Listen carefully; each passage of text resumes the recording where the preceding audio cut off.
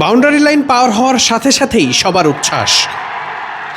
শেষ বলে দরকার ছিল 2 রান, আফিফের সেঞ্চুরির জন্য দরকার ছিল 4 রান। অবশেষে সেঞ্চুরি হয়েছে আফিফের। দুর্দান্ত একটা সেঞ্চুরি করেছেন, দলকে জিতিয়েছেন। কিন্তু তার আগে যে ঘটনা ঘটেছে সেটা একটু দেখা যাক। এ বলে যখন মিথুন একটা আলতো করে সিঙ্গেল নিতে গিয়েছেন, ব্যাটের কাঞ্চিতে লেগে সেটা পেছনে 4 হতে পারত, কিন্তু বলটা স্লো হয়ে যায়।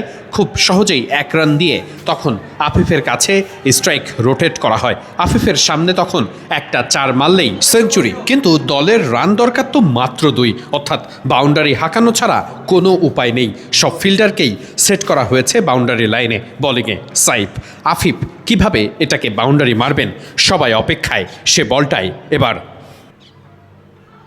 পরের বলেই লেগ স্ট্যাম্পের ওপরে বলটা করেছিলেন সাইফ। সে বলটা হাঁটু গেড়ে ফাইন লেগ অঞ্চল দিয়ে মারার চেষ্টা করেছিলেন, কিন্তু হোয়াইট বল। সেঞ্চুরি যেন আরও কঠিন হয়ে যাচ্ছে। শেষ বল, অর্থাৎ 1-2টা রান লাগে, কিন্তু তার সেঞ্চুরির জন্য রান লাগে 4টি। বাউন্ডারি হাঁকানো ছাড়া কোনো উপায় নেই। এরপরেই কাঙ্ক্ষিত সেই বল।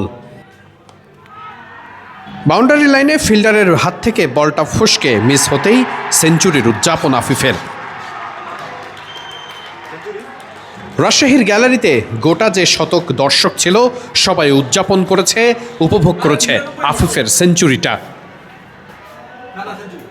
প্রেস বক্সে থাকা গণমাধ্যম কর্মীদের মনেও তখন উচ্ছ্বাস। এমন একটা সেঞ্চুরি দেখাও তো চোখের শান্তি। আফিফ হোসেন ধ্রুব যেভাবে ব্যাটিং করেছেন তা রীতিমতো চোখকে শান্তি দেবে। দুর্দান্ত একটা সেঞ্চুরি বটে। মিথুনের সঙ্গে যে দুর্দান্ত পার্টনারশিপ তিনি গড়েছেন, যেভাবে প্রতিপক্ষের বোলারদের শাসন করেছেন, তা রীতিমতো অবিস্মরণীয়। এভাবে ব্যাট উঁচু করে যখন আফিফ সেঞ্চুরির উদযাপনটা করেছেন, তখন দলও জিতেছে। এর থেকে বড় প্রাপ্তি আর কি হতে পারে? খুব স্বাভাবিকভাবেই এই জয়ের নায়ক তো আফিফ হোসেন নিজেই। এত বড় একটা পার্টনারশিপ গড়েছেন, শেষ পর্যন্ত সেঞ্চুরিও করেছেন, দলকেও জিতিয়েছেন। তাই সবাই অভিবাদন জানাতে ভুল করেননি আফিফ হোসেনকে। খুব স্বাভাবিকভাবেই তাকে ঘিরেই যেন সব উদযাপন। টুর্নামেন্টের প্রথম ম্যাচে সাউথ জোনের খুব আরামসে জয়। সেঞ্চুরিটা আবার একেবারে ধুকে ধুকে করেছেন তা নয়, 86 বলে করেছেন। এত দুর্দান্ত একটা সেঞ্চুরি নিশ্চয়ই আফিফের মনে গেঁথে থাকবে।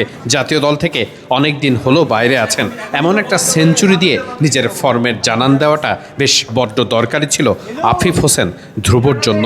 তাই সেঞ্চুরি করে নিশ্চিত করেই একটা প্রশান্তি আসছে আফিফের মনে। কনফিডেন্স পাচ্ছেন, সেই কনফিডেন্স দিয়ে আগামী দিনগুলোতে নিশ্চয়ই আফিফ আরও ভালো করতে চাইবেন।